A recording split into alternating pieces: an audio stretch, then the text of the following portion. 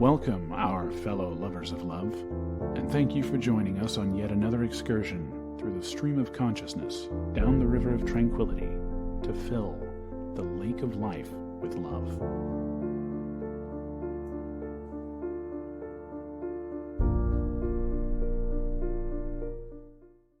Good evening, our fellow lovebirds out there. How are you all doing today?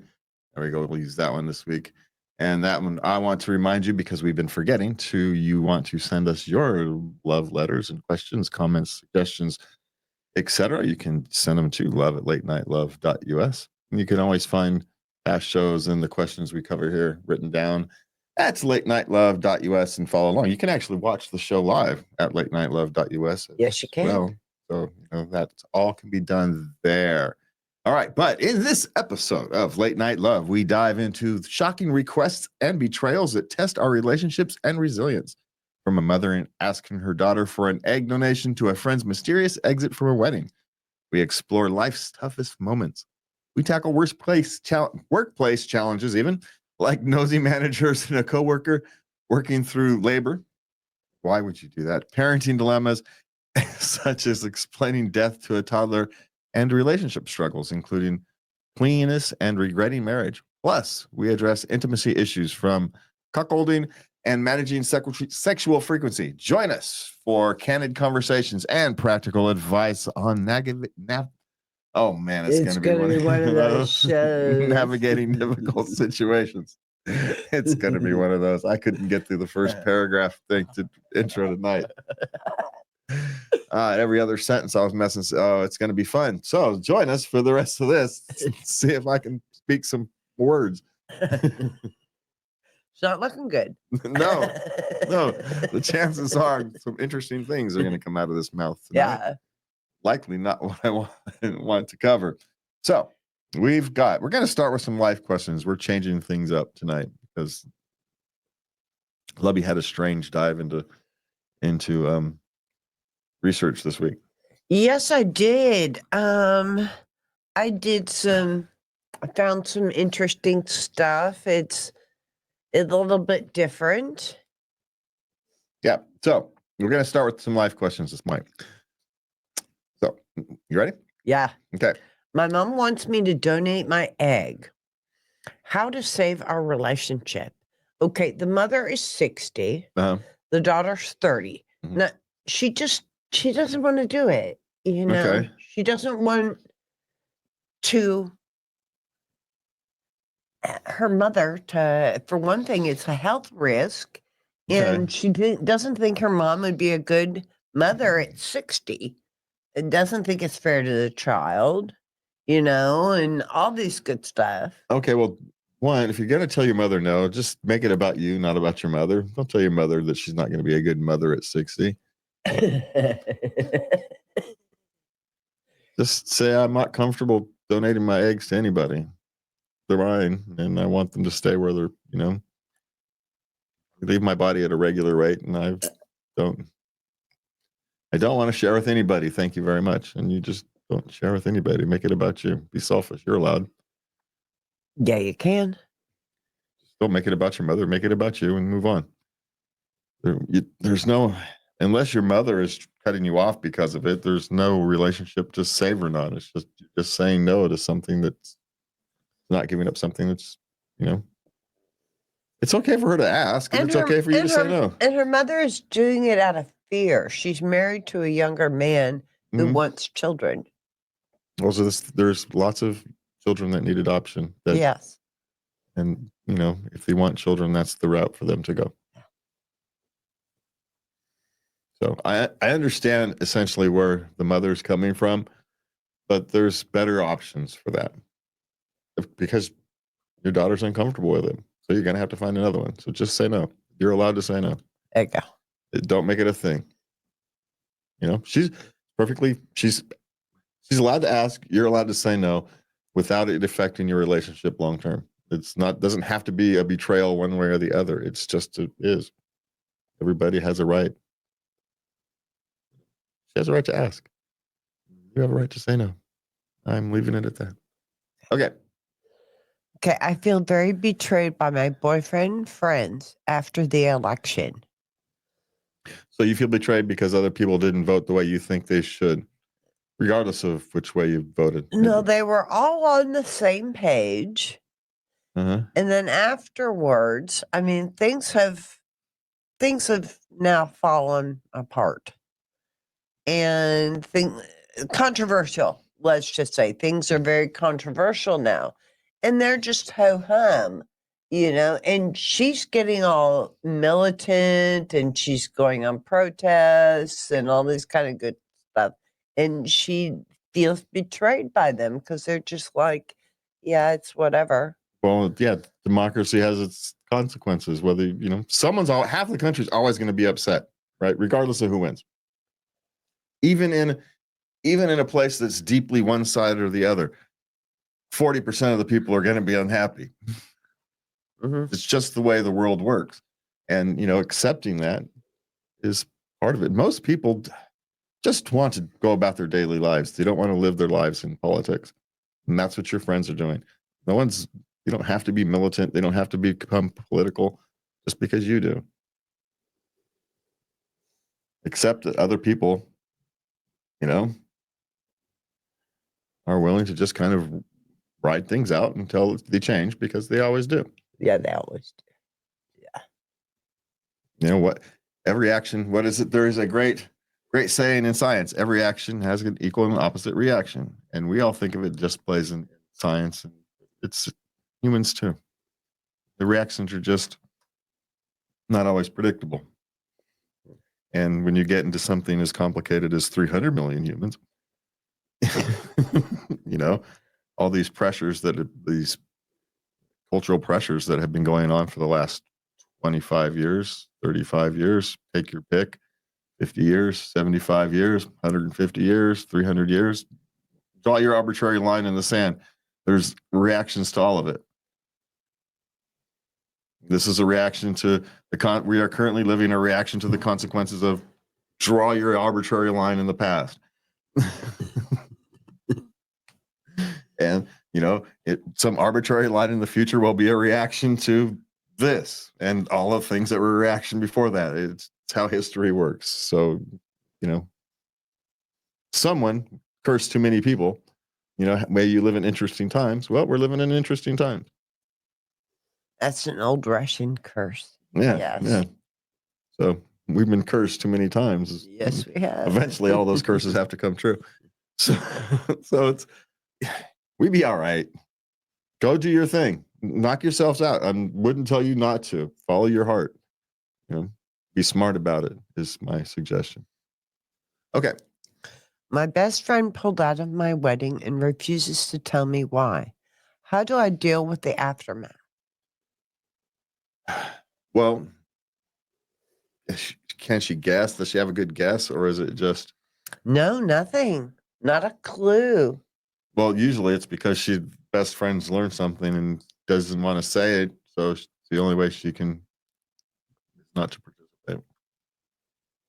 Well, it could be what about the expense? Well, yeah, if it just got to be too much socially. Well, yeah, if you're doing a destination wedding type thing, you have to expect people to pull out. Right? Because especially during, economic times that are ups and downs, people who had stable jobs before may no longer have them. Those kind of things. So it could be that, especially if travel's involved. But, maybe you're becoming a bridezilla and you don't want to say anything. Don't want to spoil your day. Maybe she hates your fiance and just doesn't want to deal with it anymore. Could be a plethora. Don't know. Don't know. And here's my thing. Don't worry about it. No. Enjoy your day. So that's one less guest to worry about. Yes. Just don't make it a thing. Okay. And she's gonna have moments where she misses her. Yeah. So it feels. Just accept that someone's not coming to the wedding, just like any other guest. Yeah. There you go. And don't worry. Don't let it impact the rest of your relationship, because it doesn't have to. No, it doesn't. All right. We're So, gonna do work. yeah, hey, we started with life, so we're hopping into work questions. Okay. All right. Manager keep poking into reasons after I gave my 2-week notice. Okay. Yeah.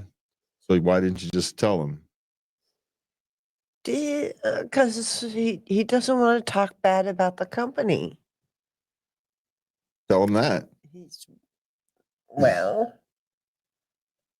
Tell them that. You say, I would really like to, but I don't want to leave on bad grounds. And, there's some things that I wasn't happy with, so I'm leaving. And you leave it at that. okay.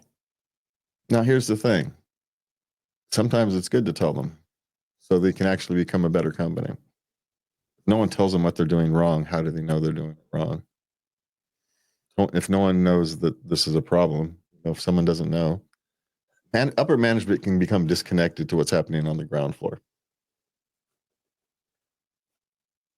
What's happening, it can just become disconnected. Happens a lot. And if no one tells them what's going on, they don't know what's going on, so they can't fix what's going on. So there is some responsibility to the people on the ground floor, to kick the complaints upward rather than around themselves. And maybe there's a blockage.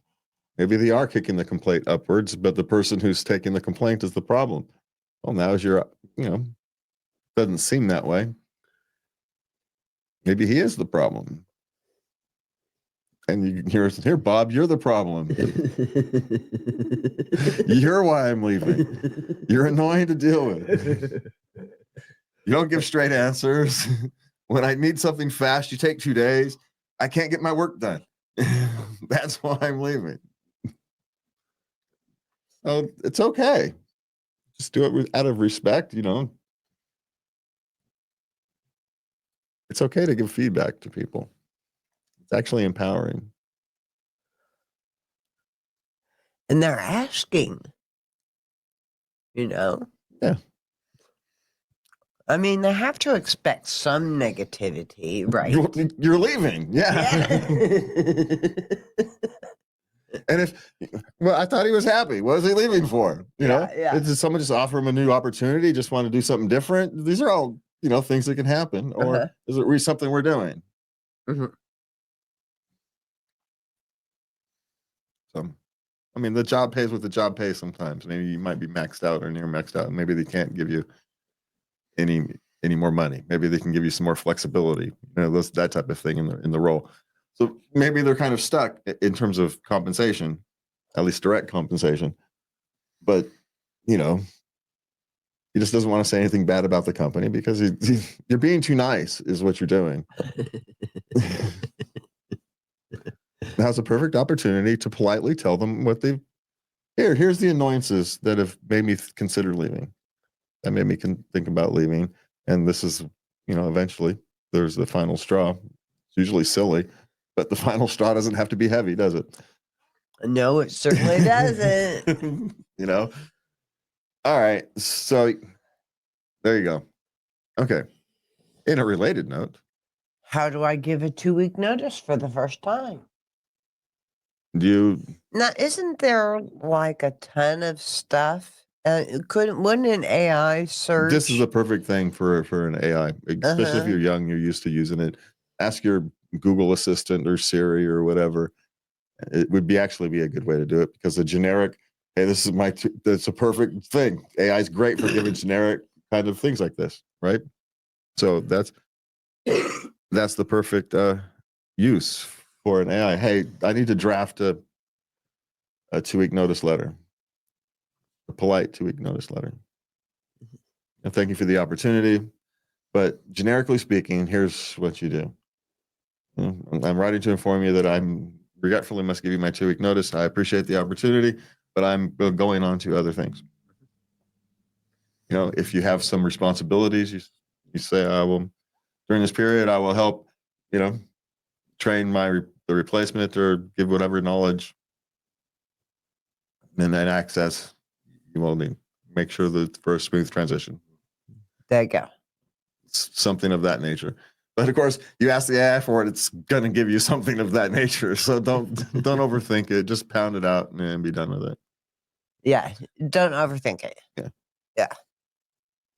And again, if your boss comes and asks you, likely if it's your first one, it means you're moving on to something bigger and better. You're going to college or just something like that. I mean, people know young people go on to different things, especially companies that don't pay well. They know what they are. They're a rung in the ladder.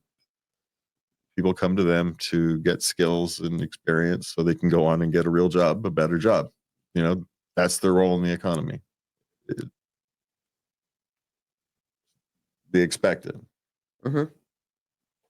Some of them even deliberately train you up so you can go off and become, and the person, that's their, I can't pay you very well, but I can teach you and send you off about your way. A lot of people do that. So, okay. Pregnant coworker intends to work from the hospital while she's in labor. That's nice. These are just lovely little intentions. But having done it, obviously she's never done it before. So she has no idea of the all-consuming power of a contraction. And it really holds your attention, So she's not going to be doing any kind of work. Now, maybe well, let's be honest. There's 1 in 1,000, maybe 1 in 10,000 or something. That's the oddball case. The proverbial, like in the old days, the proverbial woman who's out picking rice, has labor, puts the baby in the backpack and continues picking rice.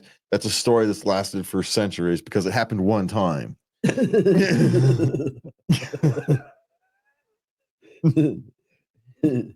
Right. There's one. Her name is Sally. Yeah. It is not something that occasionally that person pops up. She is likely not one. She's a workaholic and she is going to get a rude awakening. But let nature take its course.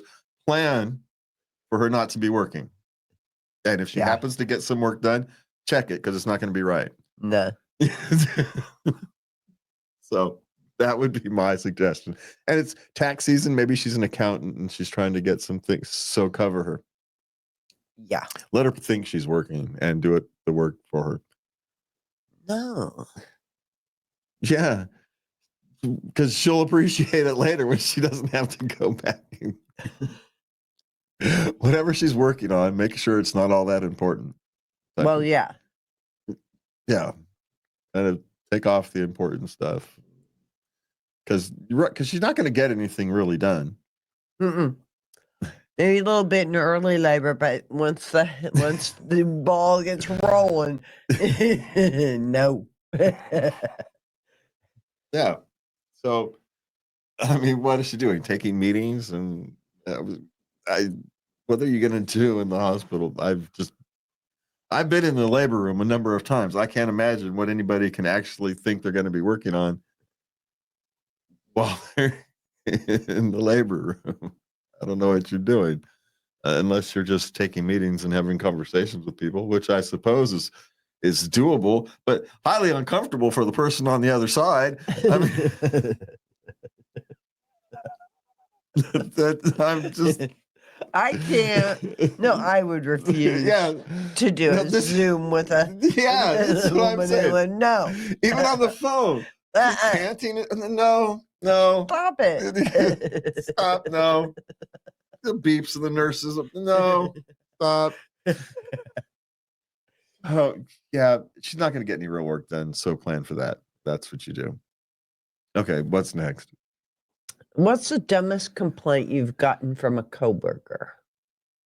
Oh, that's a difficult one because, there's so many that you just kind of blend into. They kind of do. Over a while, you stop paying attention, and it's not that complaints are necessarily dumb. Sometimes it's not the complaint that it's dumb. It's just that it's so obvious that you're going, and we're all dealing with the same thing. You're Einstein, you're not. Yeah. So even though I could suppose I could say that, any employee that complains that they're bored is annoying. I'm bored. I don't have anything to do. Shut up. The only thing I can think of is Be happy you're bored. Shut up. is a supervisor who, her name was Courtney, and she was introduced to me as Courtney. And one day she goes, "You can call me Princess," and I said, "No." Now, the funniest thing that's ever happened to me, I used to work with a Ukrainian. My boss was Ukrainian, and I worked at a finished manufacturing high pressure hoses. Well, you all think were high pressure hoses. For us, it was low pressure hoses between 5,000 and 10,000 pounds. But in the industry, that's low pressure. Ooh. So we were dealing with low pressure hydraulic hoses, and I was the hose cutter, and so we had this hydraulic thing. You stepped on a pneumatic thing. You stepped on a pedal, it moved the thing, cut the hose, right? And every now and again, it gets stuck. And would you fix this thing? You asked the boss, will you fix this thing for me? It really gets in my way. He says, well, just pick it up and drop it. That gets it unstuck for now, but it's just going to get stuck again. But this solution to fixing it was just pick it up and drop it. It's like, yes, that will unstick it, but it keeps getting stuck. Someday that's not going to work. You fix the damn thing. So there you go. So maybe that wasn't really a complaint, but that was the dumbest suggestion I've ever heard. Yeah, well, yes, I know how to unstick it, but well, you fix it. That's your job. Okay. Can I ask a former manager that I haven't spoken to in 3 years for a reference? Sure. Yeah. Why not? They're likely happy to do it. Most people are. Yeah. That's the easiest question we've had. We're probably going to have all night. Okay. My boss keeps asking me to stop working overtime because he is afraid that I will burn out. Either that or he's tired of paying you all that extra money. Yeah. But hopefully he's actually afraid of you burning out, because that's not good long term.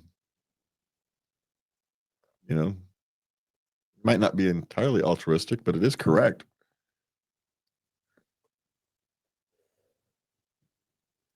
And maybe he is thinking of his bottom line. But, there's work not being done as well. But you will burn yourself out. Wow. It's interesting. We live near a flight path. Yeah, so every now and again, we have to,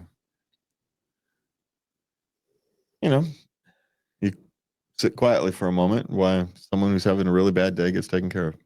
Then nothing is really required of you. I don't. Some people are very upset by it, and I don't understand. No, it's someone's no one takes a ride in a helicopter to the hospital. Just having a good day. Yeah. So, by the grace of God, go I and all that. Yes. Those are those things that remind you of your humanity. So, frankly, it's humbling to live near the hospital. So, it is. It is. So, okay. So, what we're at?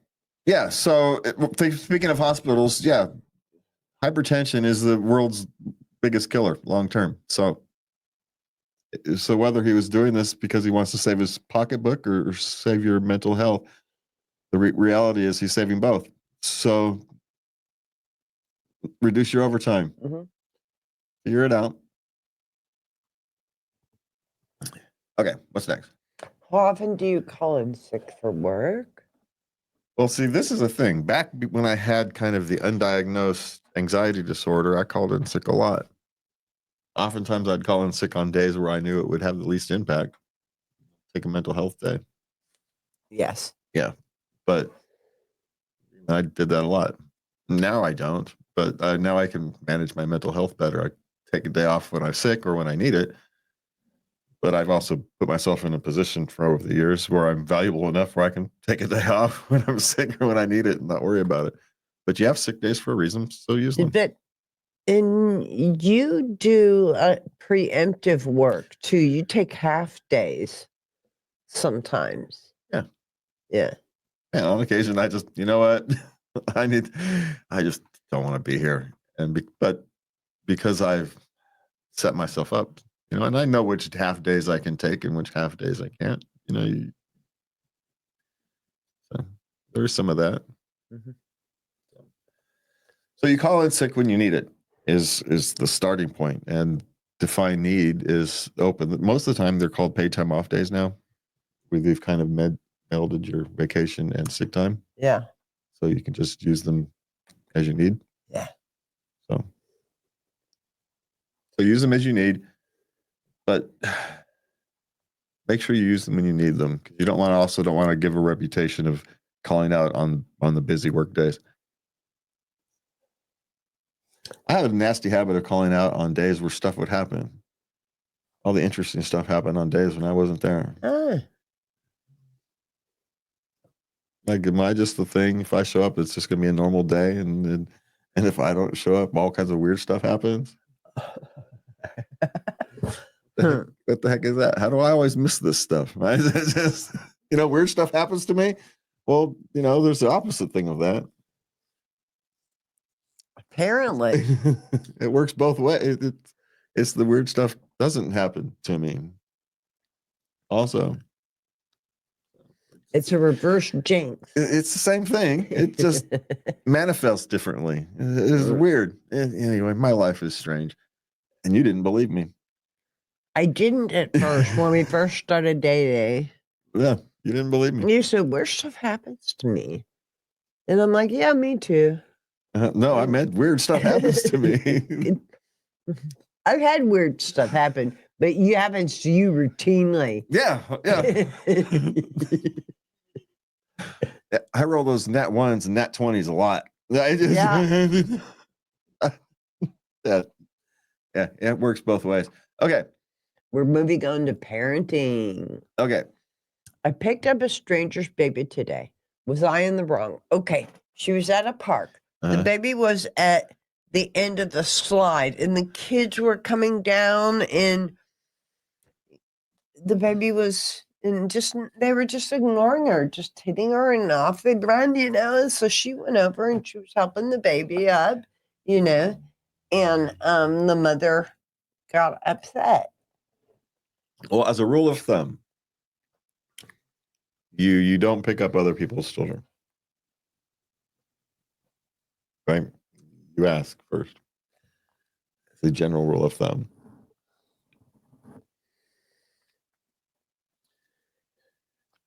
And one person's version of the baby's in danger is the other person's version of the children are playing together.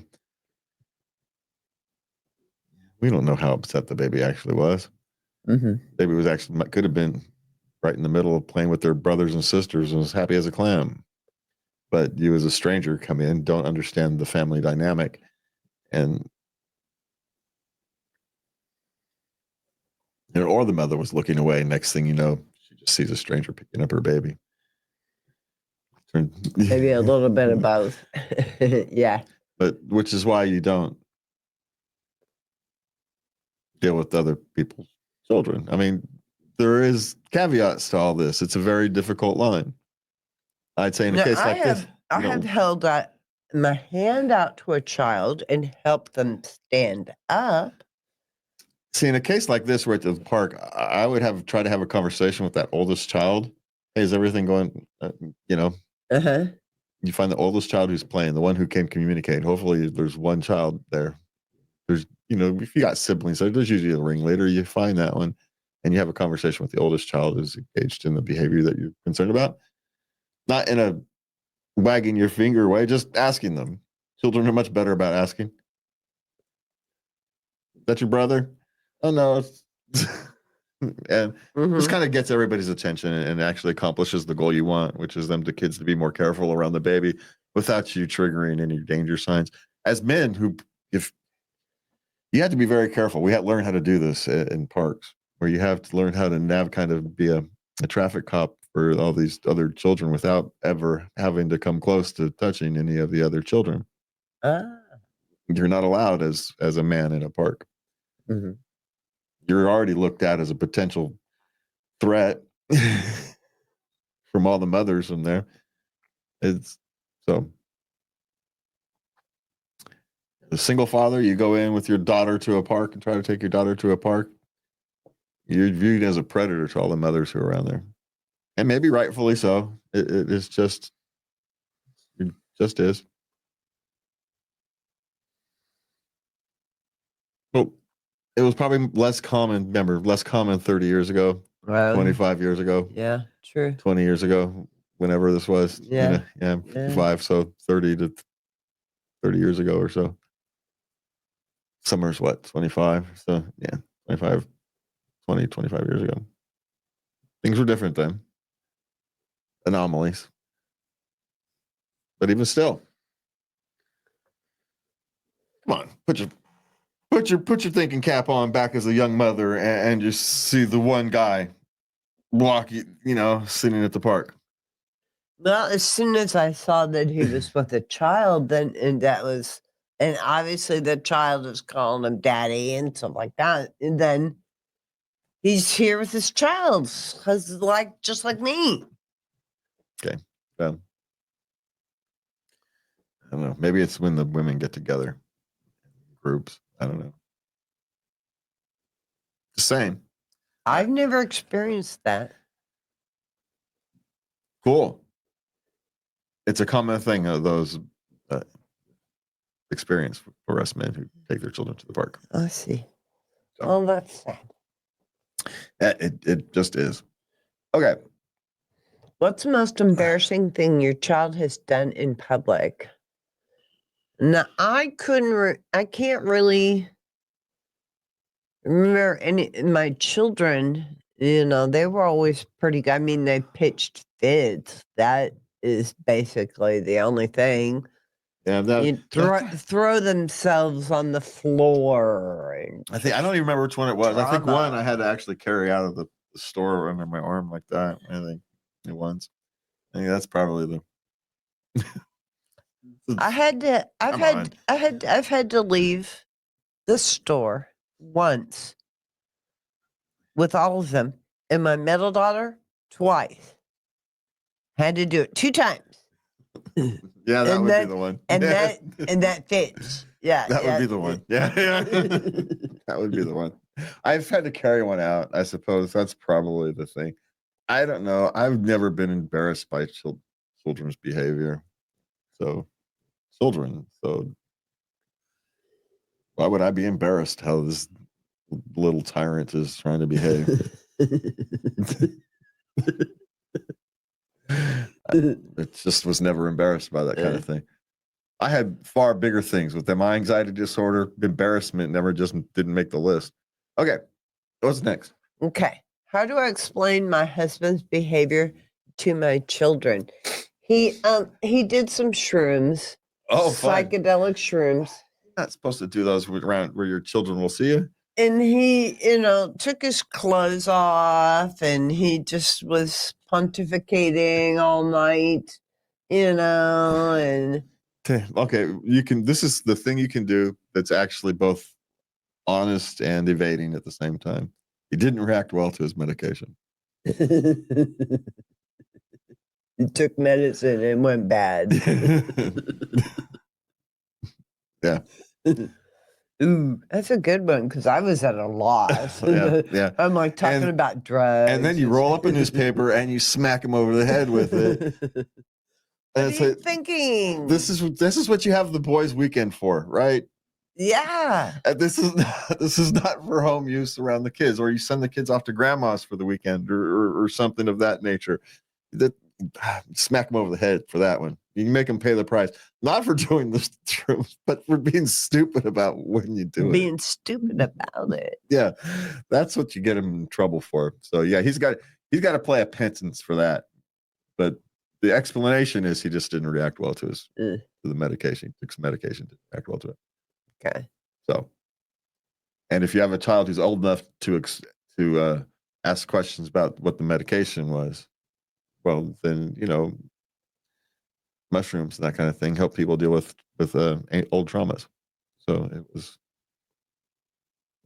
supposed to be what you take them for. It helps people deal with PTSD. It's peyote. Yeah. To see God. Well, acid, shrooms, they all have that similar effect. Yeah. Now, overdoing it, like Mr. Knucklehead over here, but it's supposed to be a controlled environment. But that's the actual case. That's why people actually use them. So,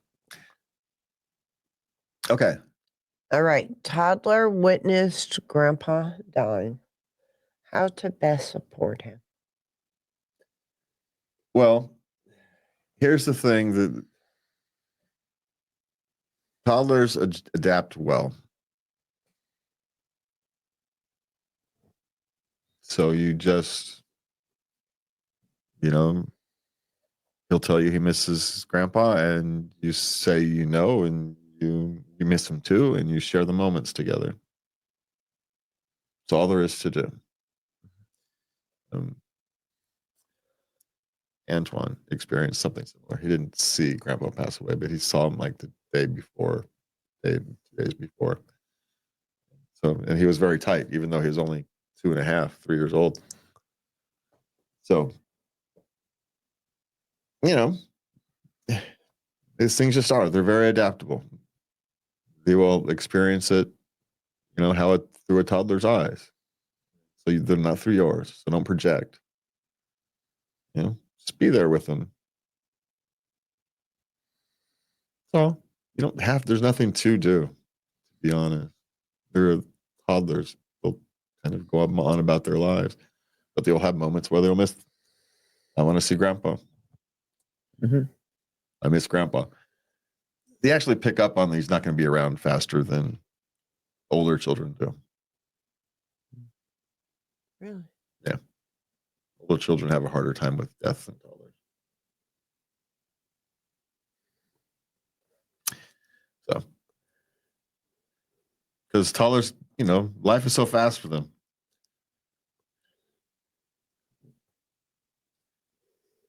Everything is new. So life's coming at them so fast that they adapt to what has happened even just yesterday. It's just the nature of the beast. Unlike us, who have to stick that stuff into this big web of whatever tapestry of experiences we've built over our lives. So the older you get, the harder it becomes to deal with, until you get to the point where you have enough experience that you know how to weave those webs in. So anyway, just be there for him. Or in this particular case, he will probably be there for you more than you will be there for him. Yeah. You'll be able to support each other. Yeah. Okay. But my suggestion is just don't worry about it too much. It won't be as difficult as you think it will. Yeah. Okay. Did you let the size of your home dictate the size of your family? No.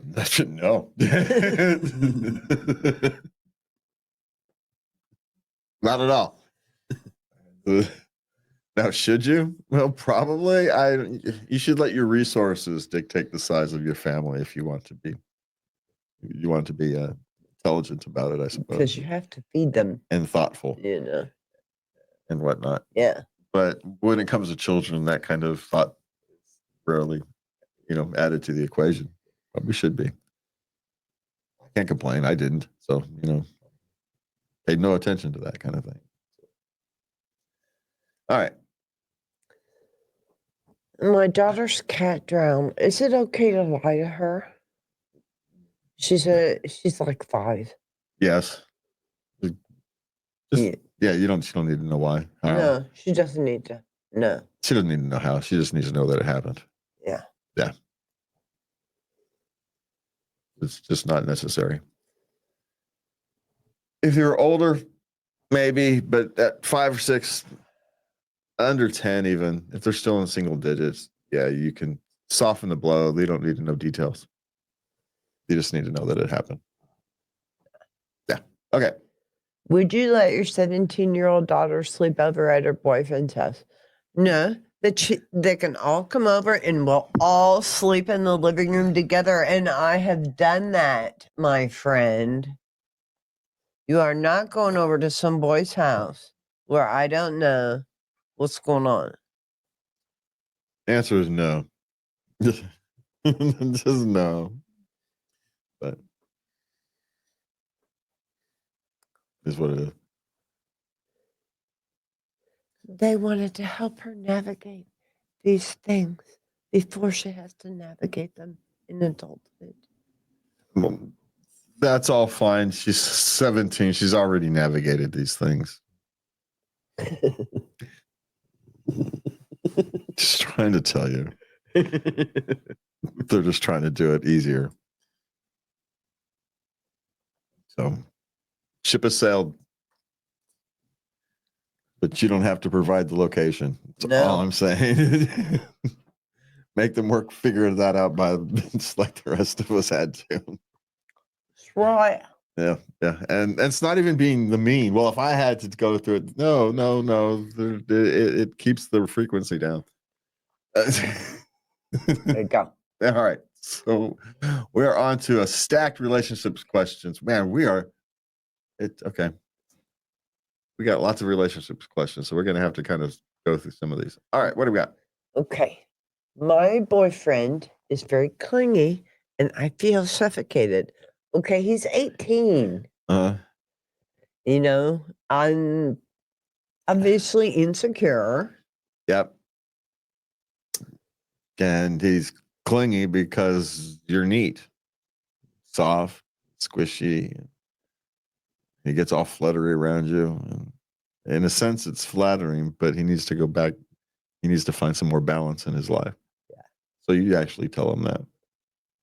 Like all this attention and stuff is flattering, but you need to find some balance in your life. It's not really attractive. You can actually drop the not really attractive part. That's mean. So, yeah, that's what you do. Okay. Okay. Am I overreacting to my boyfriend being obsessed over Sabrina Carpenter? Are you overreacting? Probably. You're 18. Yeah, you're 18. Of course you're overreacting. That's just. Let's look at it this way. What's his actual chance of ever even coming anywhere within near contact of Sabrina Carpenter? Okay, this is what happens when you turn 30 and you get married. You're each allowed to have 3 celebrities that if you meet, you're allowed to just carte blanche, do whatever, and the other one can't get mad. Okay. Yeah, because it's never going to happen. Yeah. Yeah, so it doesn't matter. But this is what happens when you turn 30. Yeah. Just something to look forward to. Yeah. So are you overreacting? Yeah. Yeah, you are. There's no chance. No chance. Let him have his fantasy. Yeah. And go to a concert and, and you don't go, stay home because it'll just be irritating. Well, yeah, So just let him do his thing, Just you can participate, you'll have your person, your thing that he's going to find annoying, whether it's a movie or a book. You probably have a couple of them that he just lets you have. Let him have his thing. Yeah. Don't worry about it. There's no there because it's just okay. I'm sorry, but this is the beginning of this give and take stuff. He's allowed to have his things that actually make him happy. And what's wrong with him having something that makes him happy? He lets you be happy, right? Well, you'd hope so.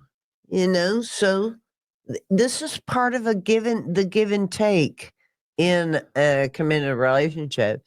And that you're learning that right now. Yeah. And don't worry for the first time. Yeah, don't feel threatened. And I know it feels like a big deal, but it's not. Yeah, don't feel threatened by celebrity crush type things or celebrity obsessions because they're not real. By definition, they're not real. And there is such a thing as a fantasy life, and there is nothing wrong with that. Don't you have your fantasies too? You know, It's good for creativity, but I mean, because we have these creative minds, and they're always working. You know, and this kind of stuff just happens. You know, yeah, you can't control your dreams. Yeah. yeah. So there's nothing to worry about. So don't worry about it. It just yeah, they're 18. Of course, it feels big. Okay. Okay. Finally meeting my online girlfriend after years of talking. It's not going well. Now what? She's expecting him to pay for everything. Yeah. Yeah. Well, you guys didn't have that discussion after all these years, No, apparently not. or did it change once she got there? Apparently not. He didn't say. Oh, well, you're finding out about the real person, not the person they decided to tell you about. This is just how dating works. That's why you. That's why you do this part. Yeah. Yeah, you either find your way through it or you don't. Yeah. And if you don't, you move on. Yeah. And if you do, then you move forward. But you notice both ways are still moving.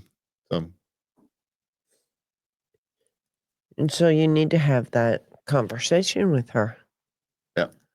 You know.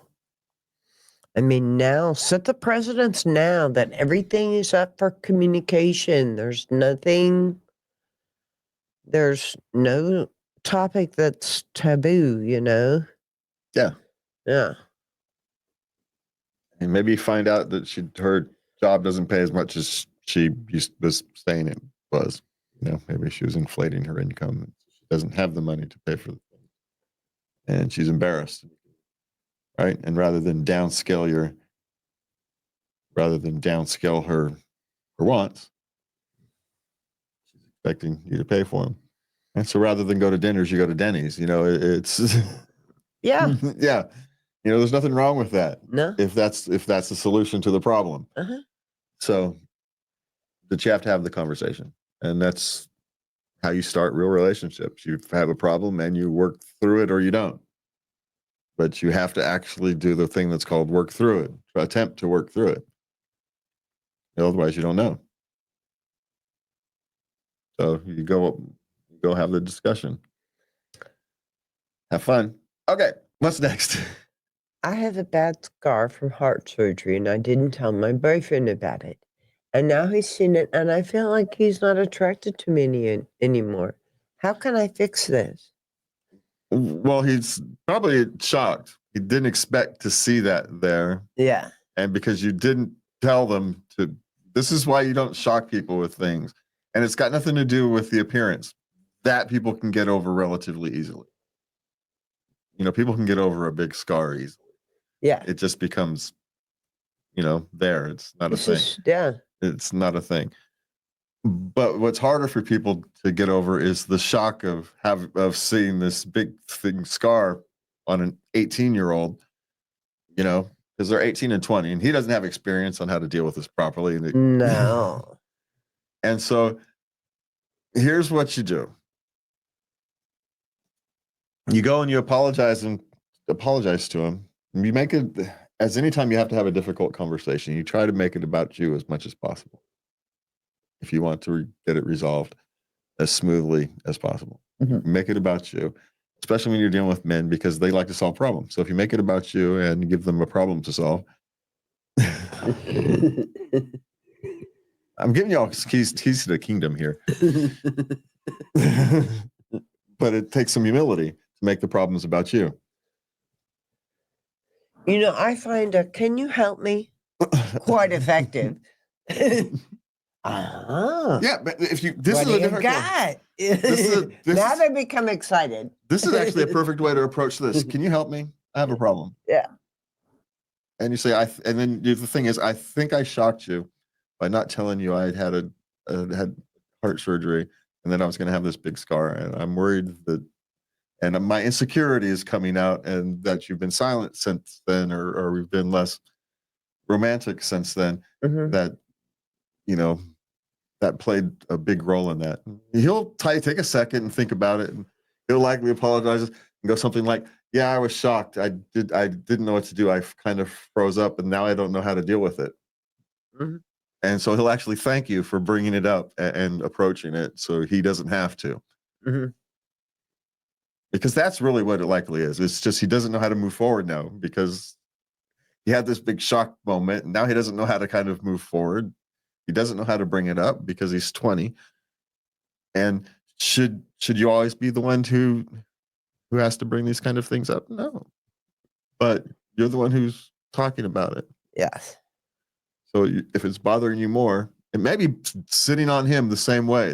That, I don't know how to bring this up. I don't know how to ask about it. I don't know how careful I have to be. What can I do? There's all kinds of questions that come along with that big, huge scar.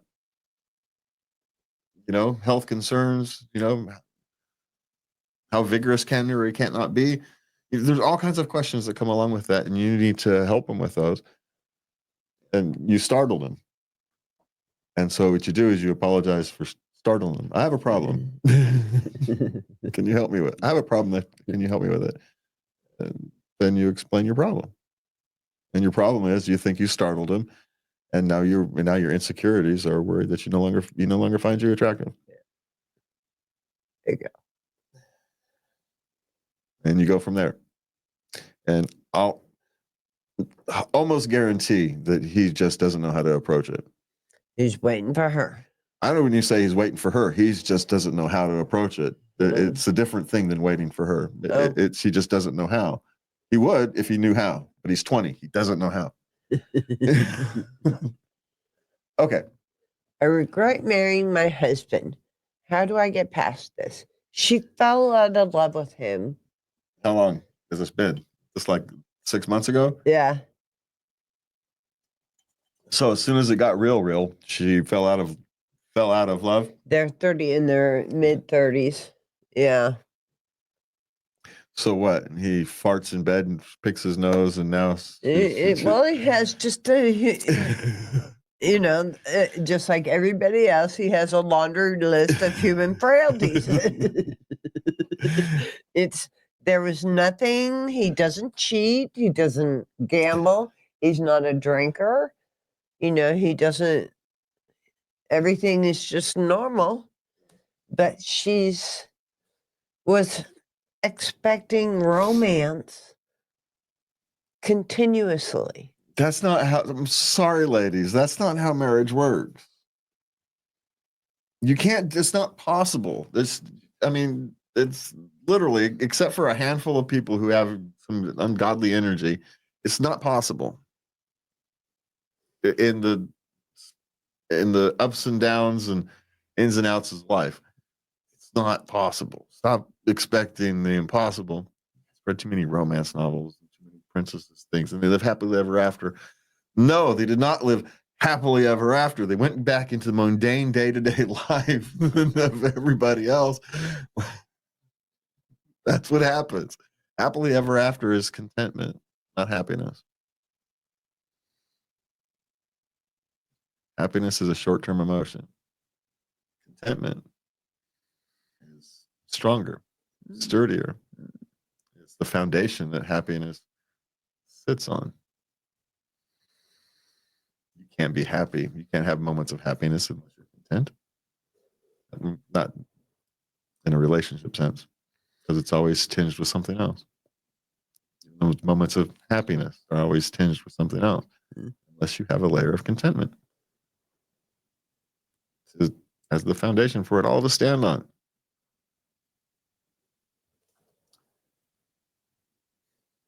The grass is always greener on the other side, and she's found that the marriage rut is not as exciting as the romance thing. But yeah, that's the point. Because life can't always be like that. Life has to return to some sense of normalcy. It has to.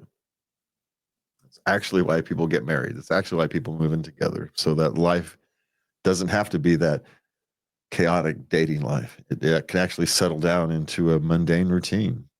She's 34. I'm wondering if hormones don't have something at play here. I suspect that these are expectations. Expectations. Okay. She needs to change her expectations. She doesn't find, we talk about love language a lot. And she needs to find his love language. My guess is he's expressing his love to her in romantic ways, and she's not seeing them because they're lost in kind of day-to-day routine stuff. But that's the day-to-day routine stuff. That's the real love. Thank you. That's the real love. Those the day-to-day. It's not the big, huge gestures. That's not love. Love is the day-to-day goofy things that people do for each other. You know what gives me warm fuzzies? What's that? When I ask you to come do the garbage disposal for me because I don't like the button and you come do it. That just gives me butterflies. It's the day-to-day things. It really is. I'm just saying. You're my hero. So stop worrying about, that's my thing. Stop worrying about the big gestures and start looking for the little ones would be my suggestion before you start throwing a marriage away. There's a reason you got married, and remember that one. And it wasn't just the romantic gestures. There was something else. It wasn't the romance. You didn't get married because of the romance. It's not why people get married. Well, not out of books anyway. Okay, what's next? I blacked out and slept with a C-suite executive at work, and I have no idea how to proceed. I've never done anything like this. She blacked out. She drank to the point of blackout and slept with a coworker. Yeah. In the blackout. Yeah. Well, here's the thing. Stop drinking until you're blacking out. For the love of God. That's the solution here. Let's forget about sleeping with it. That you just ignore, right? If at all possible, you just kind of ignore that kind of thing. This is what is known in AA as a red flag. Yeah. and maybe even a wake-up call. Big flashing warning sign. Alarm bells are going off. I'm just saying, but maybe you're not ready to admit you're an alcoholic or all that stuff. But hey, how about this? Is when you go out to drink, you limit yourself to 2 or 3, something you can get yourself home by yourself on. And if you can't stick to that, then you got a problem. My guess is she probably has a problem, but let's give her a test. And you can't switch to drinking at home after you. That's not the solution. Because a good alcoholic, that's where my mind went. Well, you drink at home, so I'm home safe. Well, okay, it's moderately better for your safety. It's not any better for your long-term life. You're just changing you're just changing physical danger for kinds of other emotional dangers. Yeah. So, all right. You end up in the ball on the floor crying. Yeah. Yeah. Yeah. So my concern is there's nothing to do, and unless you think the C-suite executive actually took advantage of your state, I suppose there might be something to do. But I would take personal responsibility on this one and take a handle on my drinking. There you go. Yeah. Okay. My boyfriend said he'd sleep with our maid and make her his wife if she's hot. How does one react to such? Because they were just saying, what if we got really rich and we had a big house? She says, I'd want a housekeeper to clean it so I could spend time with the kids, And he came up with this statement. Well, this is one of those things that really kind of depends. Is he a historical jokester who comes up with kind of wild statements to get, kind of like an internet troll? You married an internet troll and occasionally it comes out. and kind of thing. You know, these are coin flips because it could be that. He wasn't really being serious. He was just trying to end the stinking silly conversation. So he went with something so silly and stupid that it ended the conversation. I'm done with this. So, you know, we do that. How am I supposed to follow that one? You're not supposed to. That's the point. Oh, really? Yeah. Is that what that is? Y'all are just. Why can't you just say I don't want to talk about this? Because you guys don't like that far more than you don't like us coming up with stuff. So we've learned our lessons on this, and you know they aren't universally applied, but you know, doesn't like you're different than others, you know. So I suspect you weren't in your 20s. No. So I was insane. So if your husband is a historical jokester and that's kind of a trick boyfriend type He's thing. not husband yet. Yeah. Then she's seriously rethinking it. Yeah. Well, this is how those things get pushed back. There's nothing to react to. If you think it was kind of a flippant, this is one of those things, a flippant offhand remark. There's something deeper there. But I wouldn't suggest you overreact to it, but you know, file it away. How's that? Unless he's a jokester, and then he's just you're gonna have to learn to deal with that nature of him. Because it's not gonna stop. And if it's here's the thing about those of us who make jokes. They don't all land. But you guys really like the ones that do. Which is why we keep trying.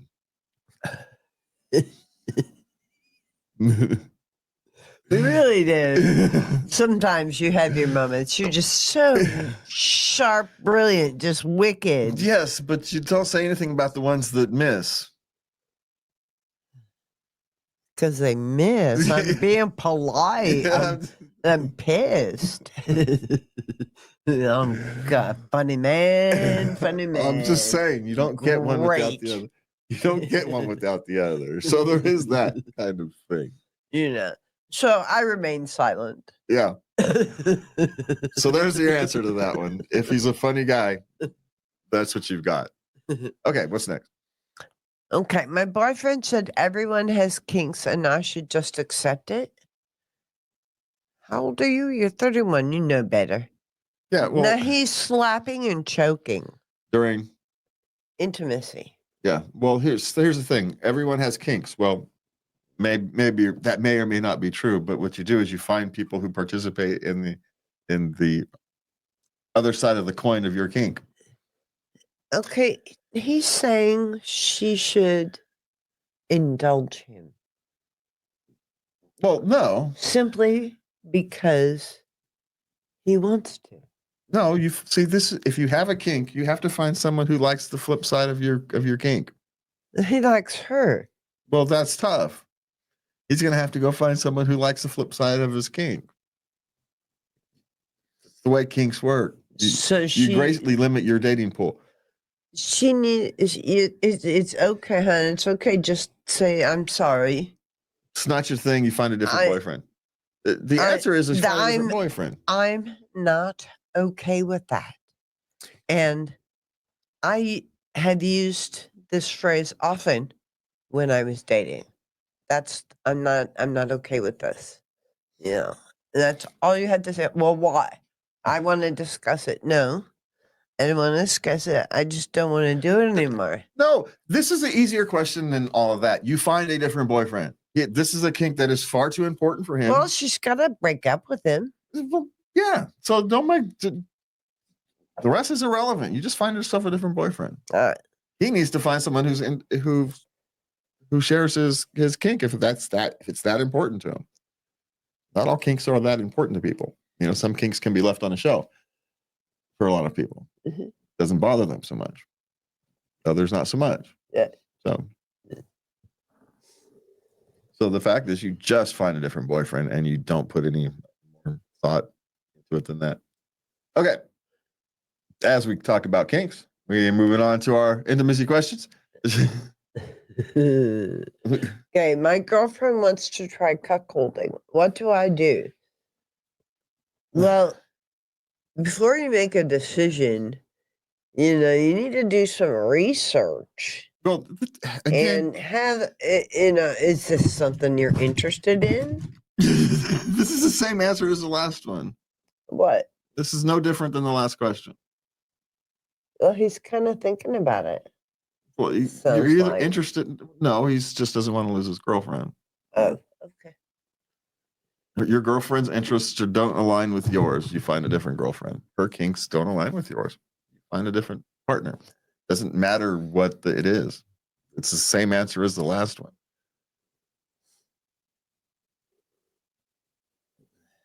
If he was interested in it, he wouldn't be asking Reddit to give him advice. Doesn't want to do it. Men don't need encouragement if they're interested. They just go for it. Oh, okay. I didn't know that. If they're asking, they're trying to be, he's afraid of losing his girlfriend. You've already lost her. Her kink is more important than your relationship, just like the last one. The answer is the same. Okay. Just because it's reversed doesn't make it any different.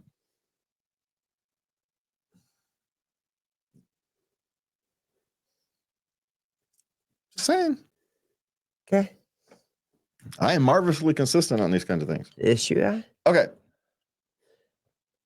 Is it normal that he's only interested in sucking my boobs? That he's only interested? Pretty much. That's kind of weird. Yeah. No, it's kink is a theme tonight. Apparently. It's his kink. Yeah. Yeah, but I guess. But she'd kind of like to mix it up.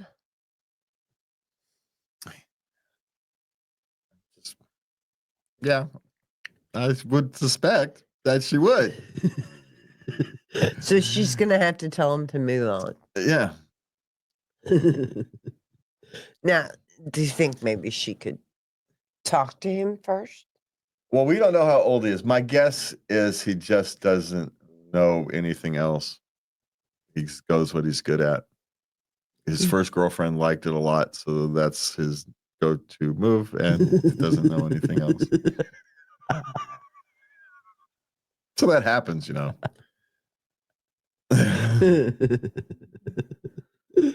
Kind of likes it because new girl, and so of course he does, and yeah. Okay. Become habituated. Yeah, I was know it was going to be one of those nights. So that would be my thing. Yes, see if he's trainable poor phrase, but not exactly what I meant. But see if he's retrainable. Because my guess is if he likes sucking on your boobs, he might like sucking on your other parts. Yeah, you could encourage him. Yeah. Yeah. There we go. Try it, but if again it goes back to the other things, if kinks don't line up and they're far more important than one person, then it's got to find another one. Or technically they do, but got to find Well, I guess technically both of you do, but they're the one that's going to have a harder time because they have a much smaller pool to work from. This is where personal ads, work. But wonders. The kinkier your kink is, the smaller your potential pool of partners. It really is. Yeah. But it is what it is. Okay. How common is it to get aroused by the idea of your partner having sex with somebody else? Well, apparently quite common if you listen to tonight's show.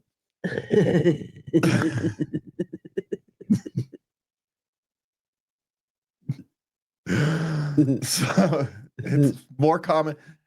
It's probably more common than we'd all like to admit, at least in fantasy land. In fantasy land. Yeah. In reality land, it's I don't want to see that. No. I got movies in my head. Thanks. Yeah. So there's that. Is it now? What do you mean? Make it real? What the hell are you talking about? It's one of those things. It's probably better in the head. Oh, it's perfect in my head. I have no feelings of jealousy, Oh, you know, which I know better. I know myself better. So, Oh my, ooh, man, all right. that would be ugly. Okay. What's next? Okay. I'm afraid I will break her. She's really petite. Yeah. New girlfriend. Yeah. She's not that fragile. Mm. I get the thing, but she's likely not that fragile. The, Yeah. But you always want to start gentle anyway, so don't worry about it. okay. She'll let you know if she needs more. Yeah. Yeah. So you don't have to worry about it. Start gentle and work from there. Okay. Is it normal to struggle with sleeping the days after having your first orgasm? Am I going through sexual frustration? I'm assuming this is a woman. Yes. Yeah. Maybe is my question. Maybe Maybe you're obsessing. a little bit. Yeah. Because it's a brand new world. Yeah. It's very exciting. Yeah. My guess is you're obsessing over it. And here's a clue for you. You can take care of yourself. It's always a possibility. Oh, maybe she's never been successful. Oh, and in that case, it's time to get a little friend. Or maybe she's Get never a been vibrator, successful. definitely. Oh, maybe that's how she did it. There's no. No, she had sex for the first time with a partner. No. Oh well, yeah. Then you're just obsessing. You'll be all right. You'll grip. Yeah, Yeah, you'll be all you'll right. be okay. You'll be all right. Okay. How do I nicely tell my boyfriend of a year to please masturbate more in between us having sex? Because he's constantly after her and she wants a break. Well, that's not gonna change it. How many times have we discussed here? Those two things aren't related.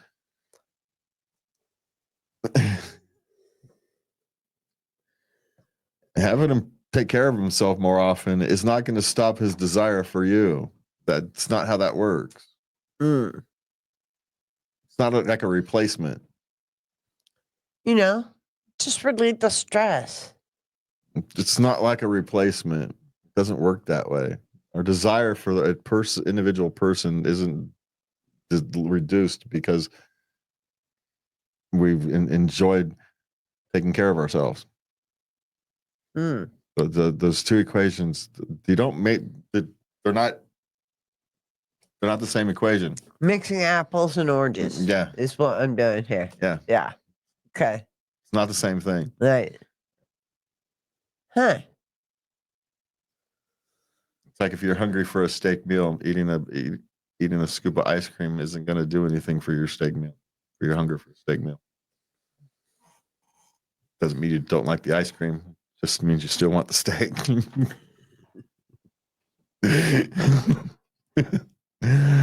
Just pointing this out. I love your metaphors.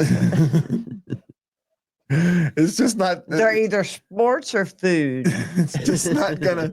It's not gonna solve her problem. Is my point. Mm-hmm. So maybe the solution to her problem is to say yes a handful of more times. That's the only. Got to toss a mistake a couple more times.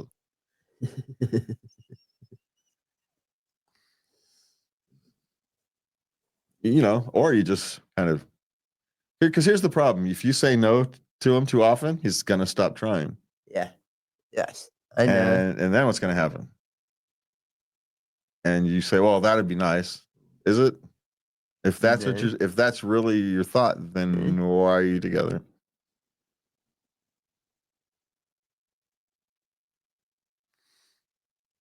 Because she loves him. Okay. And I get it. Life's busy. You're tired. Yeah. And all these things, but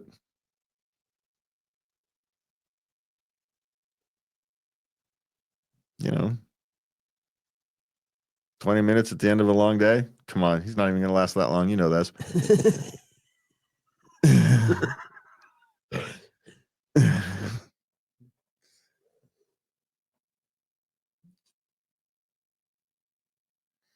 Just saying.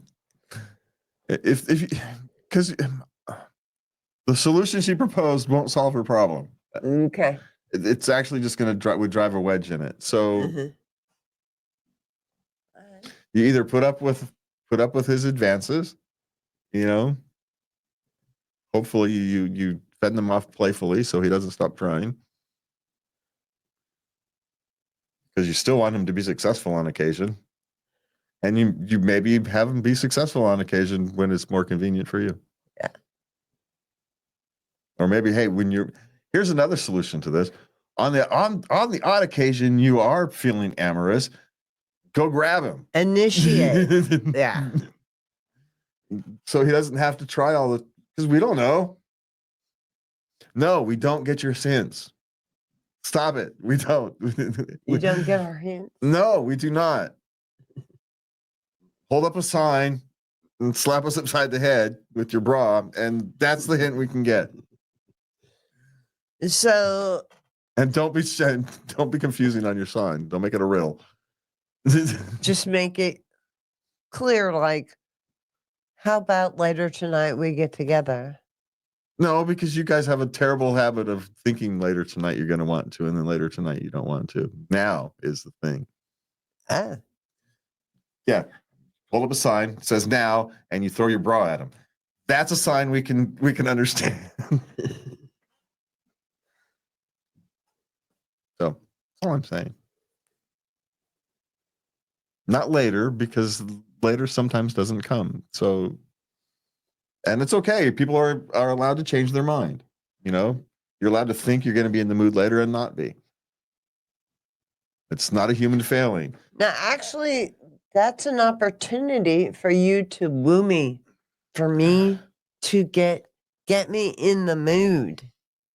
You were supposed to already be in the mood. That's why you said later. No. When I say that, then you say okay, and then you start wooing me. That's not how that works. Yeah. No, because the signal you are sending is that you are already wooed. No. And we're just delaying this. No. Then don't send signals. No. See, this is why things go wrong, because you're sending signals that. So I have to say to you, hey, if you work at it a little bit, you might get a little something later. Yes. That's okay. Well, it might not go over well, but at least it's being honest. I need a little bit of an incentive here. Come on.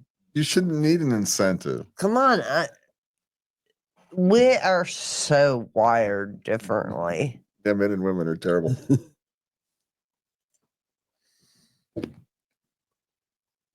That's how we get the population in check, I suppose.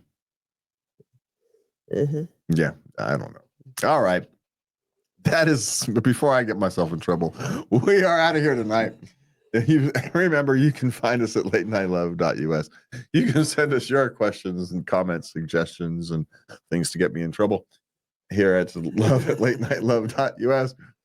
From me and Lubby, have a good night, and please remember to love everybody. Good night.